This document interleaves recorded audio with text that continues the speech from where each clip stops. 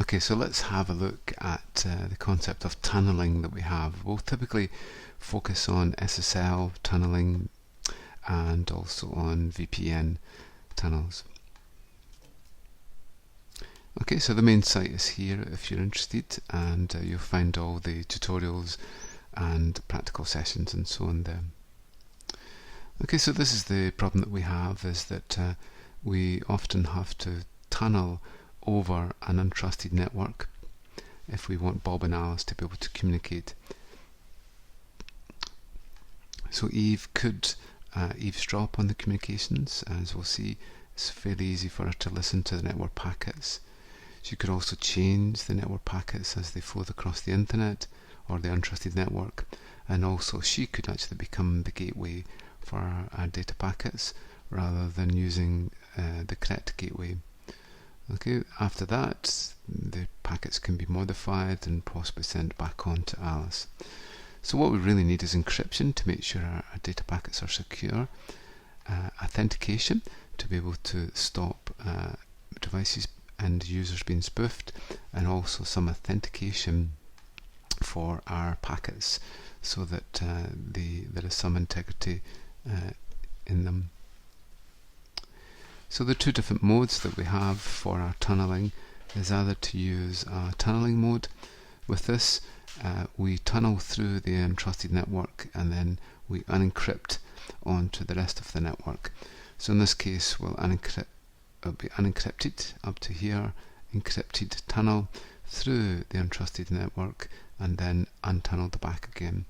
So this is a good solution when we have a corporate network where we might have IDS systems and email scanners and things like that on the network, because if we were to tunnel right through we wouldn't be able to check the contents of the data.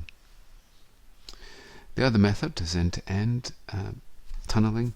This is the case that we'll see with HTTPS. We tunnel straight from the user right through the internet, through the whole network, and then onto the server on the other side. This is end-to-end host tunneling. So some protocols this is okay, but with many others this is the best method that we have. Okay, so there's our basic architecture that we have. There's our firewall, we have a public network, a private network, and a DMZ. Then we have our infrastructure for our security systems, such as an IDS and so on. So an IDS will not be able to see any data within inside a tunnel, so it's important that we know where the encryption actually finishes so that we can apply our security onto it. Okay, so just a quick look at some of the security layers that we have. At layer 1 we have physical security. We make sure that our devices can't be accessed, padlocked away in server rooms and so on. And then at layer 2 we have the concept of virtual LANs. So with virtual LANs we segment networks so that they can't communicate with each other if they're on different VLANs. So in this case VLAN 2 can't talk to VLAN 1 at this layer. It requires a router for that to happen, but even though they're physically connected to the same switch they cannot communicate with each other.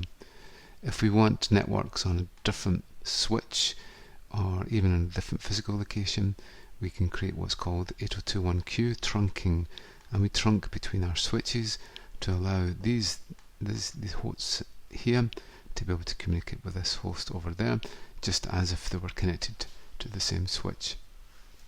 Again, VLAN 2 can't talk with VLAN 1 unless it happens at a higher layer. And then at layers 3 and 4 we get the concepts of IP and TCP filtering, and it's up to a firewall to be able to remember the connections and the hosts that are allowed to talk, also with the ports too. With the firewall we see the standard communications for TCP as the start is SYN, where the client sends a SYN segment flag to the server. We get a SYNAC back from the server to the client, and then we get an ACK at the very end. So firewalls are looking for this three-way handshake in terms of our TCP communications, and a connection doesn't really happen unless these three things actually happen beforehand. Okay, so here's an example. There's a SYN. The server responds back with a SYNAC, and then at the end we have an ANAC. Okay, so those are the first few layers that provide our security. At the layer above, we get the concept of secure sockets, and we'll have a look at these. So here's our typical stack: physical, layer 2 data link, layer 3 network, layer 4 transport, and layer 5 to 7 application layer.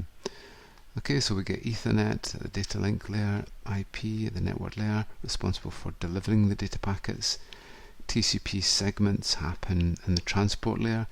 That's where we get our robustness and we create ports. And then at the layer above that, we have our application layer protocols such as HTTP, FTP, and so on. And the problem that we have with these old protocols is they are typically text-based, so that someone can actually spoof the network. Someone can actually read the network packets as they transverse across the internet. Okay, so let's have a look at an example of that. Okay, so you should find we've got a whole lot of network traces that you can have a look at. We'll have a look at SSL a little bit later on, but just now we'll have a look at our standard trace from Wireshark. Okay, so this is a standard web trace that we see. So there's SYN, SYNAC, and ANAC. After we get that, then we see some HTTP communications, and if we actually look at it, we actually see that the whole thing is plain text. So what we can do is we can actually follow the TCP stream, and the red shows us what we sent or what the client sent, and the blue shows what came back from the server. And we'll see sometimes the communication is sustained, so that we get messages going back and forward between the client and the server. So this is because we've set up a keep alive on the connection. Normally HTTP breaks the connection, and we've got to send a new socket for every single connection that we have. But in this case, we've set the keep alive, so the connection's actually kept open. Okay, so you can see that's a major problem, in that our protocols can easily be viewed. There's very little authentication in there. It really doesn't work very well. So the fix for this, and it's not a perfect fix, but it's a vast improvement, is to create a secure socket layer in between the network layer and the transport layer. And with this, we move the ports that we're using. So 80 moves to 443, 23 to 22, 25 to 465, and so on. And then we get the secure version of the port of the protocol. So HTTPS is HTTP plus SSL. So the versions that we have are SSL 1.0, 2.0, 3.0, and then with 3.1 they changed the name to TLS 1.0, and the current versions are typically TLS 1.1 and TLS 1.2. The place that we'll find the protocol number for the HTTP is actually inside this this section here of the TLS packet in this case. So let's have a little look to see if we can actually see our version for the for some communications. Okay, so just click on that. So I'm using a Mac here to be able to view this, but you can use Windows. Okay, so there's SYN, SYNAC, and in this case we see port 443 is our HTTPS port. Okay, so let's go and have a look, and there's our secure socket layer. There we are. Okay, so we can see there we're using version 1.0 TLS, and there's the values there. Okay, 03, 01 relates to the version 1.1. This value here defines what type of TLS packet it is. Okay, so it's there that the system actually knows which type of socket we're actually using. Okay, so we have secure socket layer and transport layer socket. That's the two main methods. So because we've got in between, then anything above is now encrypted. Okay, so all the things to do with the transport layer and the application layer are invisible or cannot be decrypted from sniffing the data packets on the network. And what happens is that we create a tunnel straight through the network to the other side. So the way that this works is that we've seen that we connect to port 443, we get a SYNAC, and then we get an ACK happening from the server. So the first thing that happens is what's called a client hello that gets sent from the client to the server. Okay, so there we go again, there's our version, and there is the handshake. So this is the client hello, is the first thing that's actually sent. So there it's there, that's a 22 or hexadecimal 16, and that defines a hello. So with inside the hello, the client tells the server what type of Cipher Suites it wants to use. So in this case there's 56 of them, and what we must negotiate is the type of key exchange that we're going to use, the encryption method that we're going to use, and then the hashing method. Okay, so this is the core encryption that we'll use for the tunnel. This defines how we're going to generate the key, and then this defines how we're going to authenticate, such as with SHA-1, SHA-256 and so on. Okay, so let's have a look at that. So here is our handshake here, and in this case we've got 56. Oh sorry, we have 28 Cipher Suites there.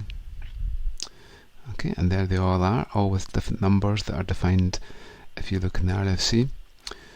Okay, so some of them are say AES-256, cipher block chaining, so hopefully you remember that from previous unit. This is elliptic curve Diffie-Hellman key exchange, and this is Diffie-Hellman with RSA. There's RSA for our key exchange.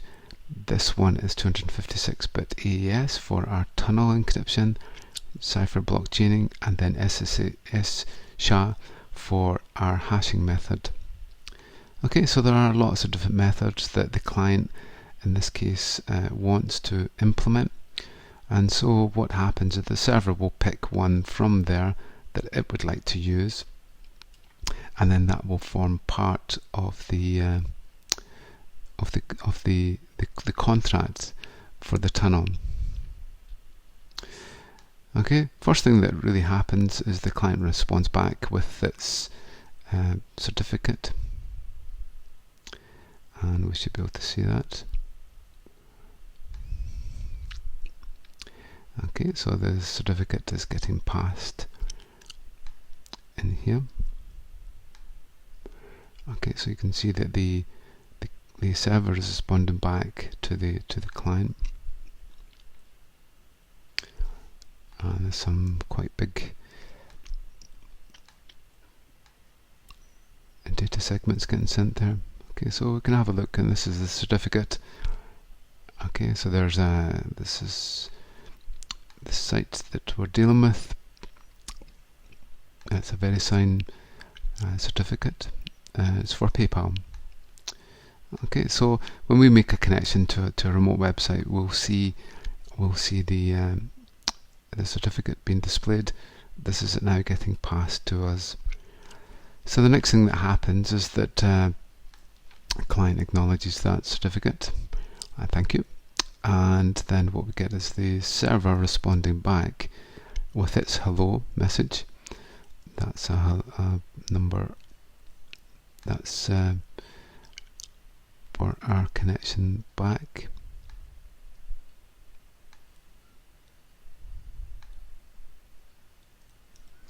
We just need to find that. Okay. So for the connection back, the server says, well, I want, in this case, RSA with 3 DES and Cipher blockchaining, and I want SHA. So that then actually defines the method that it wants to use, which should tie up with one of the methods which the client asks for. Okay.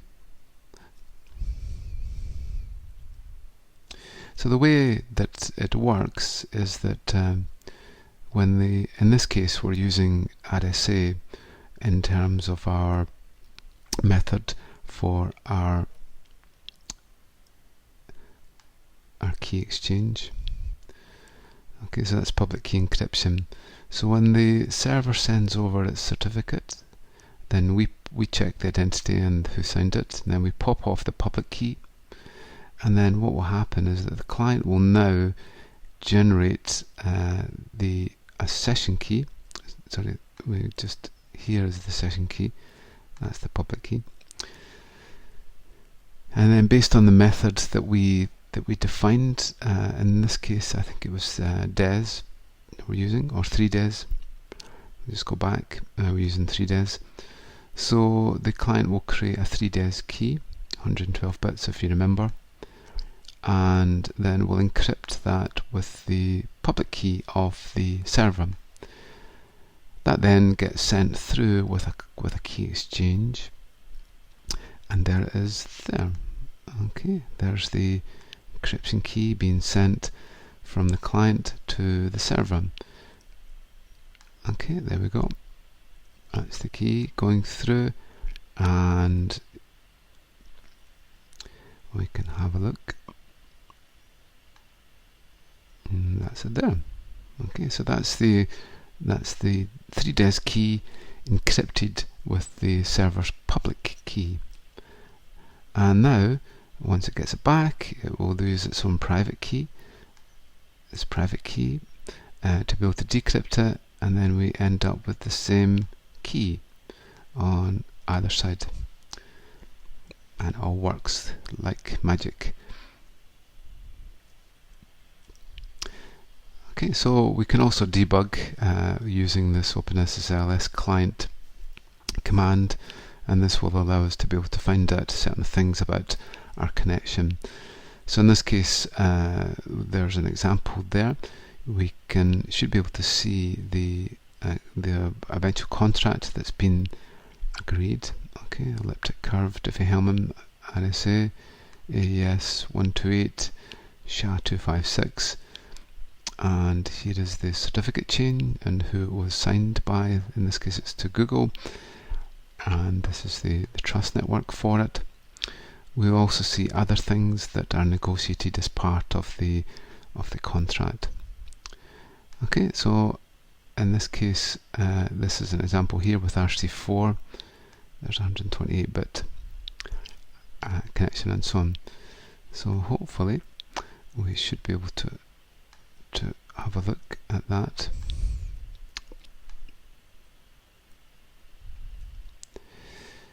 Okay, so we use OpenSSL. I should be able to find it here, just to recap. Okay, so in this case we're going to connect to Google. By default, Google is secure communications. So we find there's a little padlock there, and there's our connection. There it should actually tell us all about the certificate that we have, and so on.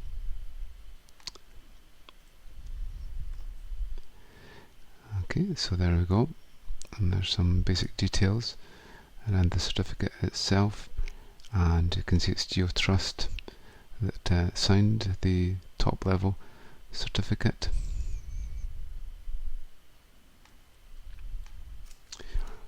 Okay, so what we'll do is we'll make a connection. Oops, let's try that again with the correct address. Okay, so here we are. So that's showing the same information that we saw before. We should find there's the GeoTrust top level certificate. There's the certificate itself getting passed, and then that's all the details of the certificate. And then from here we can see that we're using TLS version 1 or SSL version 3, and there's the basic cipher that we saw before. So we could capture this with our Wireshark. That will just give us the same as before, 2048-bit public key for that one. And as I said, there's the cipher that's actually used, and so on. Okay, so in this way, OpenSSL allows us to be able to debug our connection. Okay, so just to recap, here's an example here. So you'll find this is the RFC that has all the details of the different cipher codes that we can actually have. The server sends over, in this case we're using RSA, the server sends over the digital certificate. We take off the public key from it. We generate a session key based on the encryption method. We then encrypt here, send it over, and then it's the private key of the server which then decrypts. Then we have a tunnel created with the same key, and with RC4 in this case, and SHA-1 is our main methods that we have then. We can also use Diffie-Hellman, as we've seen before. Diffie-Hellman suffers from a man-in-the-middle type attack. So this is a better method because the key itself will be encrypted with a public key, and only the private key can actually decrypt it. Okay, so that's another example there. This one's using 256-bit AES CBC, 256-bit SHA also, and then RSA.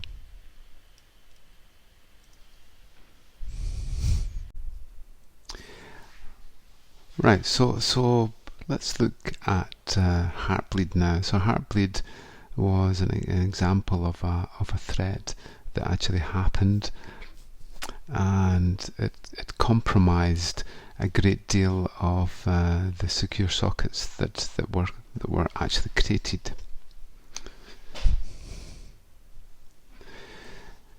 Okay, so here we are. Here was some of the comments made about Heartbleed at the time. On a scale to 1 to 10, it was an 11, Berberus now. And when you think that many of the embedded devices were using the OpenSSL program which caused Heartbleed, then you could see there was many problems that were caused at the time. This is a trace of the amount of web servers which are running different types of technology, and it was the Apache type servers which ran the OpenSSL software that was under threat. So we can see that Heartbleed had the possibility of affecting about 2/3 of the internet. One of the problems that it caused was that intruders could actually see the private key of the company running in the memory of the web server. So as we've seen in our SSL connection, if someone finds out your private key, then they can actually identify themselves as you and create secure sockets pretending to be your company. Okay, so it was focused on this software, OpenSSL, and we've seen OpenSSL quite a few times as part of this presentation already, used in salting, used for creating encryption keys, and so on. And it kind of goes back to the days of these two chaps, Eric Young and Tim Hudson. You'll see there are still EAY libraries kicking around. Let's see if I can find an example of that. So if I go to my OpenSSL on my Windows machine,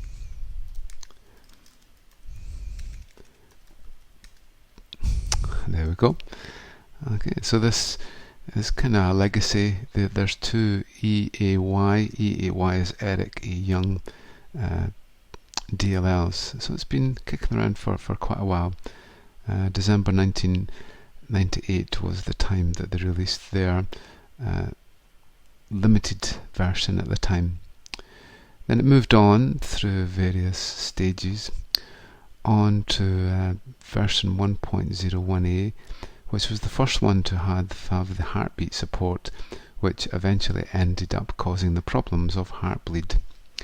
It then staggered on through many iterations until April the 1st, 2014, when the Heartbleed was detected in 1F, and versions from 1G, 01G onwards are actually have been fixed.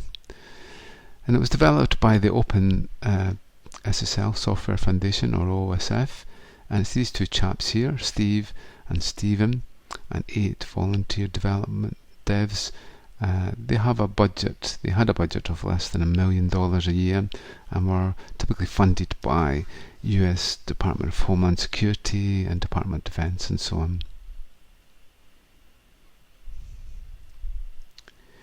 Okay, so Stephen Henson is the only full-time developer, or was the only full-time developer, UK-based mathematician, and wrote about 60% of the overall code.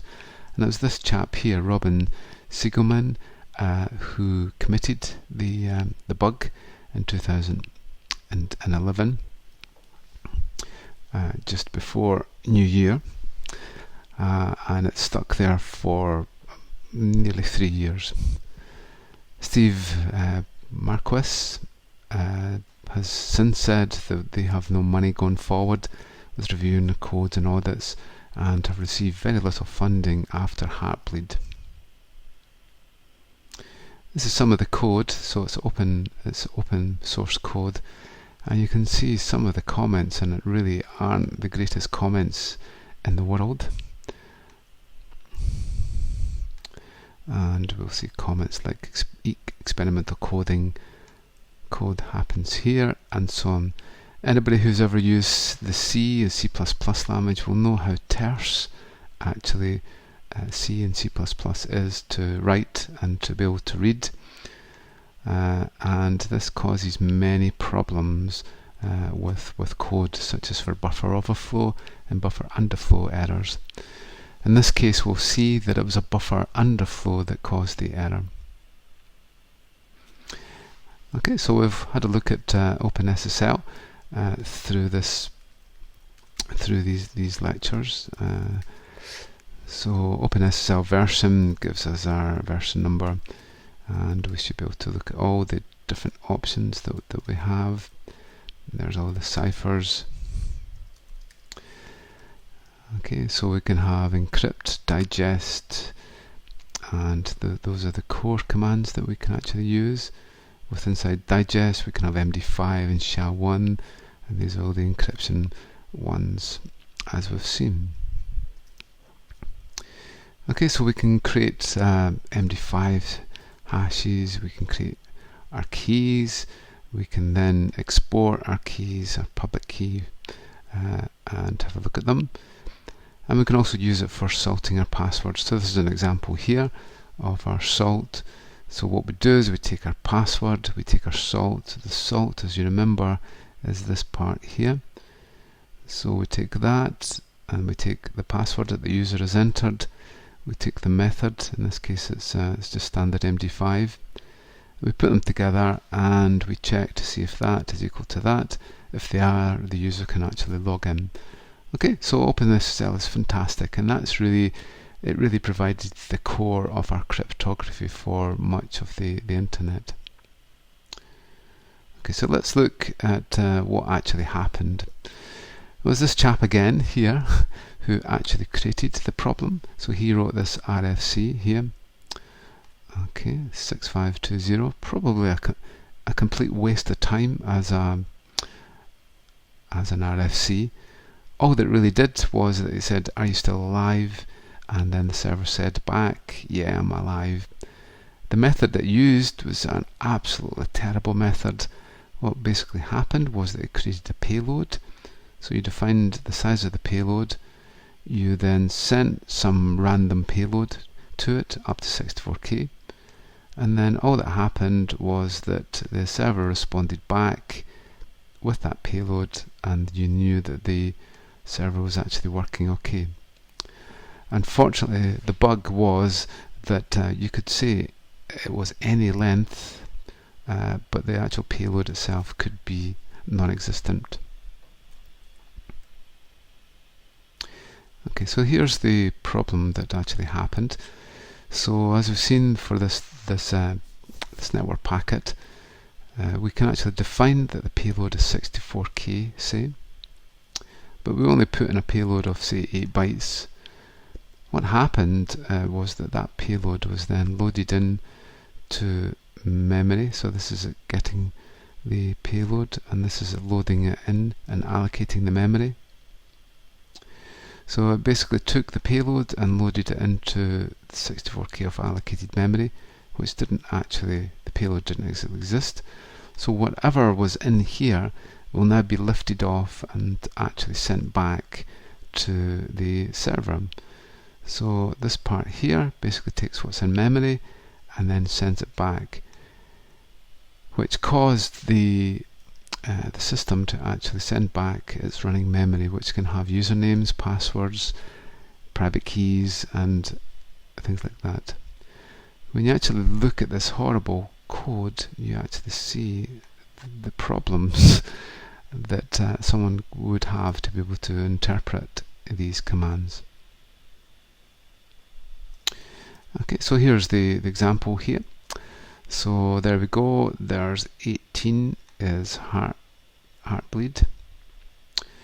Okay, so there's an 18 that was sending heartbeat request. 0302, we've had that one before. That's our TLS one. And here is the magic here.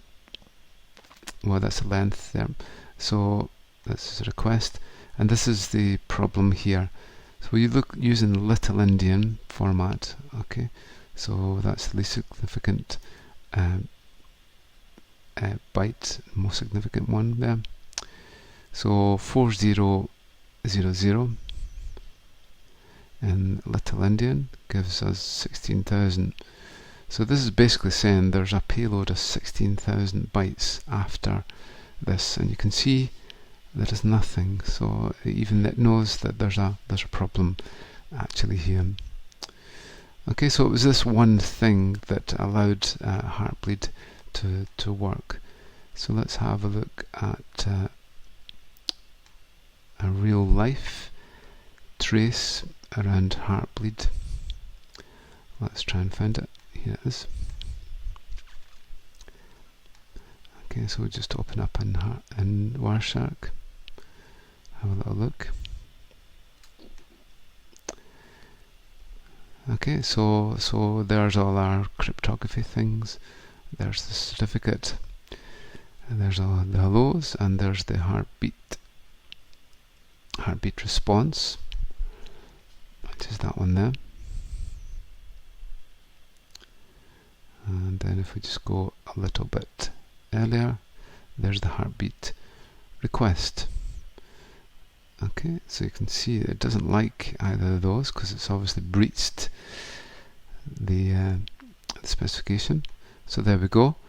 Total pay length is 4000, 16,300, and even Wireshark knows itself that it doesn't like that because there's no payload there, no payload after it. Okay, so then in response, there's the heartbeat response. Okay, so the length is that long. And we'll just move that one back up. And if we follow this one,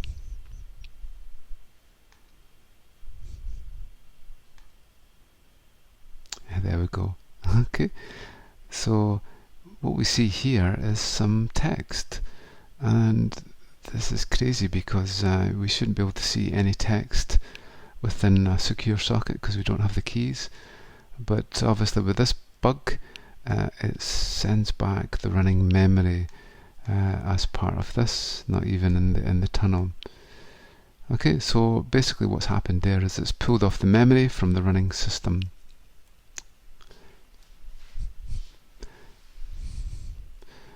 Okay, so there we go, 443, and there's the heartbeat reply, and there we go. So there is the non-encrypted version of the code coming back from the server, and in this way the intruder could actually compromise the system. So we could run a live demo. So I've got live demos on the site if you want to have a look at, but you should find a simple Python script is really enough to make the whole thing work. What you really need is to make sure that OpenSSL has a version that has been fixed. Okay, so here's the timeline of what happened. There was 2011, New Year's Eve. He committed the code there. It was then found on the 1st of April 2014 by Google and also by this Finnish company. And they registered a CVE number without actually saying any detail about what it was.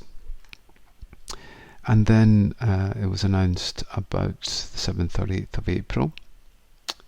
And the chap who found it donated his money for finding a major bug to charity. Okay, so this was the basic. Neil found it, then Google started to patch, Cloudflare patched, and there was some rumours around it that leaked out. Then Google informed the OSF team, who distributed it to the rest of the team. The Finnish company discovered the bug, but at the same time then told the National Cyber Security Centre in Finland, then issued the CVE number. They went ahead and registered the heartbleed.com domain, which still exists just now, so we could probably have a little look to see if it's still around. Heartbleed.com. There we go. So they registered that domain. So we can do who is, if we wanted. There we go. Okay, so there's the registrar and so on. It's hosted. GoDaddy is the one there, and there's the company there, and we should be able to see when it was registered and so on. Okay, so the registration date was the 5th of April, about 3:15. Okay, so they registered the domain 5th of April. There was lots of rumours abound about it, and this was the site that they took. This was the previous one. If you go to if you go back in time with Time Machine, then you'll actually find it used to be this site here. So they gave up the website, and then the Finnish company set up this site and announced at 8 PM on the 7th of April. Okay, so there's a whole lot of things that went on about the bug, but it was around the 7th or 8th that it actually went live. This was some of the sentiment around it. We can see here, even before the day zero, there was actually people speaking about it before it actually went live. Okay, and this is one of the posts that actually happened. So what it did was it showed the running memory from my Yahoo email server, and it was this address here that was actually pinpointed, and it's that address there. And that address actually belongs to this person here, Agnes, and it was her email address that was actually pinpointed with inside the Yahoo vulnerability. So where to now? Well, something needs to be fixed about the core cryptography that's used on the internet. There are very successful open source foundations. Apache, Linux and Mozilla do very, very well, extremely well funded, and maintain the code very, very well. So there is the possibility, and it was announced on the 24th of April, that these companies here would form the core infrastructure initiative and would look to develop the core cryptography libraries and make sure they were maintained properly. Okay, so as a final thing, let's look at VPNs, which are a more secure method of creating a tunnel across a network. Okay, so what we can have is there's various different types. PPT, L2TP are all tunneling protocols that could be used to send data across a network. Some of them are secure, others aren't. IPsec itself is an open standard, and it has both encryption and authentication built into it, and we can use an either or both together. And it allows us to tunnel through an untrusted network. So these are the basic scenarios that we have. We have an extranet between two companies, and we set up a VPN tunnel between them. At the edge of our network, we have our VPN servers to create the tunnel. We can have an intranet between the same company, such as between a base in Edinburgh and then another one in London. And then finally, we can have a way that remote users can actually dial in to our VPN or tunnel and then secure themselves over the internet. Okay, so there's the two different methods. There's the VPN servers at either end, so we can tunnel through, or what we can do is create end-to-end.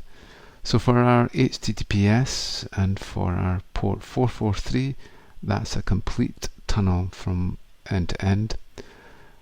But as we've seen, the problem with that is that the security devices can't actually read anything with inside the tunnel. So we often use this type of method here.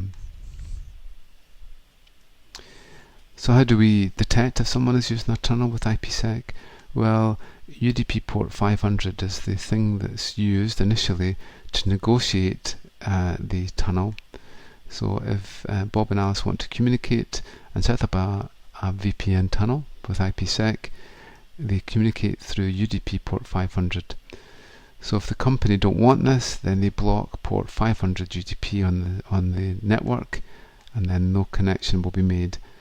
Along with this, the protocol port with inside the TCP header is 50 for ESP, which is the encryption part of IPsec, or 51 for the authenticated header. Okay, so what we can do with ESP, which is the encapsulated format, which will take out the data packet and then encrypt it and put on a new header for it. So there's the encrypted part, puts in a new header, and then puts on it takes the IP header, puts it back on. So with this, this is the encrypted packet format. And then the other one is that we can go for an authenticated header, where we add that in, and then that will detect any things like replay attacks. So with inside the protocol field, with inside IP, if we see a 50 or a 51 here, then we know that that it's an IPsec tunnel.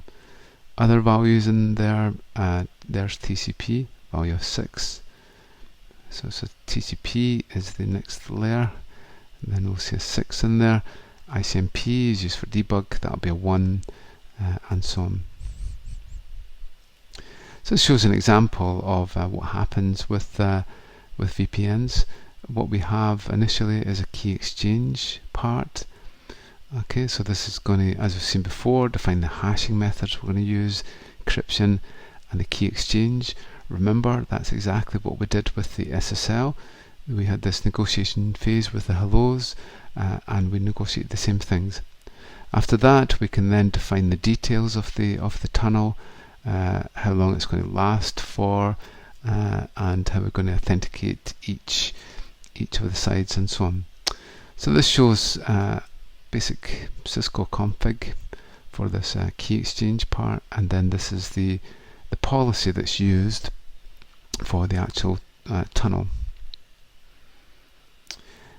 Okay, so we can actually look at a negotiation here. So there's the port 500 being used on either side for our tunnel, and then we can see here's one of the contracts. So there's our AES, CBC again, there's SHA, and there's our key exchange method. And do we have, just see if we can find an IPsec one here. Let's search for IPsec, here we go. Okay, so we'll just have a look at this trace, just to see if we can identify. So there's 500. There's 500 there. Okay, source and so the destination port is 500 for our server.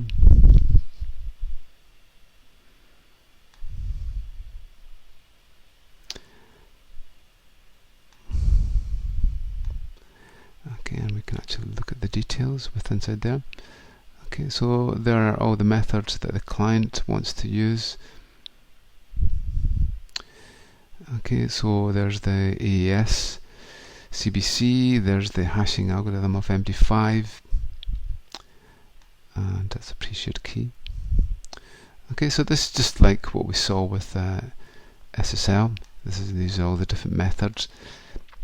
And then what should happen on the other side is that the server agrees with one of them. In this case, it selected this one, 3DES CBC, MD5, and so on. Okay, so in this way, there's a pre-shared key. So in this way, we get the same thing as we saw with SSL. Client sends the cryptography and the tunnel methods it would like to support, and the server sends back with the ones it's selected. Once it's been set up, then we'll create a tunnel, and then all our data will be encrypted. So you should be able to see the communications within it. Okay, so if you remember, client sends their cryptography details, server responds back, and then picks one to make the contract. And let's have a look at what really happens with our VPN. So it's important that we know what our routing table is when our node communicates, because this will select the routes that it takes over the internet, where the gateways are, and so on. So this shows an example of a routing table. So the lower the value here, the more selected it is. So this basically says that anything to any network goes through that gateway there. Okay, so the address that we have just now is this address. So these are the interfaces on the network card that we have here. And then in this case, we're actually using the wireless adapter, the wireless system. This is the gateway here. So basically, all the network packets that aren't bound for the local network will actually go to that port on the wireless gateway, and then they'll be sent out. That has the lowest metric, the 0.0.0 is everything. Okay, so now we'll connect to the VPN server, and so now when we look at it, it should have changed. So we now have some new routes added. So anything that has a destination address for this network here, say, okay, that identifies the network part here, will now get sent to this gateway on this interface. Okay, so what basically has happened is that we now have a second interface on our device. One is at 0.3, which is this interface, and the second now is a new interface which will connect to the VPN server and have an address on that network. Okay, so that's the address that we've been given, and now that we have a new gateway which is on the other side of the VPN server, so that will be connected to the VPN server, and that will give us our link to the gateway onto the corporate network. Okay, so there's various other ones such as these ones here. If we're looking for these networks, there's a subnet mask there, then it gets sent to that interface, and it'll be that gateway there. Okay, so there's our table there. So basically, traffic for this network will go through that interface and will get sent to that gateway. All other traffic will go to this gateway, which is the gateway on the wireless router in this case. So let's have a look at before and the after. So if the corporate network we're connecting to is this one. So let's do a trace route before we create the VPN. You can see it goes through, in this case it goes through London to Leeds and then to Edinburgh, across the Eastman network, and then to the destination site. After the VPN connection, obviously it tunnels, it still takes the same route, but it tunnels through, so we don't actually see it appearing until it gets unencrypted or back onto the VPN, and then we can only see the hops from there. So in this case it's kept its communications secret and secure. It must be said that this is taking the same route as before. It's just that it's not possible for the intermediate systems to see any of the communications because it's in a tunnel. Now let's look if we trace the route to another site that isn't on the that isn't part of the tunnel. We can see here there's the route that it takes to intel.com, and then after the VPN it takes the same route, or will take the same route, but each of the intermediate systems can still see it. And the reason for this is that because it's not part of these networks, it goes through that gateway and then just goes through the normal way, so there's no tunnel being set up here. Okay, so that's really gives you an introduction to tunneling. I hope you've learnt some key methods as part of that, especially in how we can negotiate the contract and how we might use the tools to be able to see what our encryption actually is, and also to see some of the problems that have been caused in the past with SSL, especially around the heartbeat communication, which caused heartbleed. Okay, so whenever you connect to a website, just have a little look to see what the basic cryptography is that you're actually using, and see if you can understand the basic communications that actually goes on. So for example, if we just connect quickly to Google, and we'll just have a little look to see if we can see our connection here. And there we go. Okay, so already we can see here, hopefully you should be able to understand this now. There's the 128-bit AES, there's the SHA-256, and then there is the Diffie-Hellman RSA. Okay, so this was the method that we used to be able to wrap the public key, the encryption key, AES in this case, up with the public key, and then send that actually over. Okay, so it's important that you understand how the certificate's actually created, how the trust is created, and then how we can actually examine it. Okay, so that's been a very quick introduction to tunneling. Thank you.